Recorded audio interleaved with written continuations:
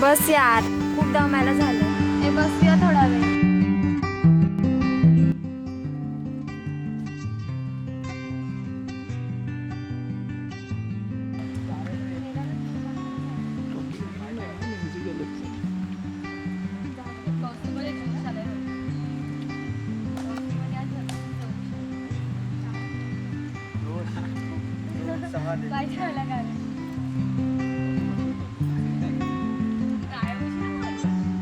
ए विहान, किती छान जागा आहे रे ही.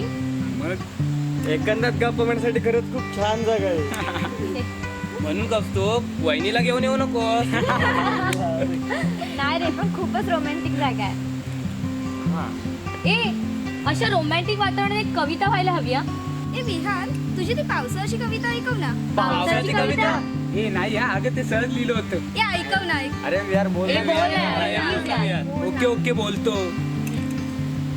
पावसाची अशी एक सर आली, अंग माझं सारा ओला चिंब करून गेली. अचानक आलेल्या सरीने साऱ्यांचीच तारांबळ उडाली. सर्वच माणसं कुठे ना कुठेतरी आश्रय शोधू लागली. ही मात्र तसाच पावसाच्या सरीत तिची वाट पाहण्यात दुपार कधी टळून गेली कळलंच नाही. ताण भूक कधी हरपून गेली. अंतर्मनातले पडसाद सारे चेहऱ्यावरती उमटले.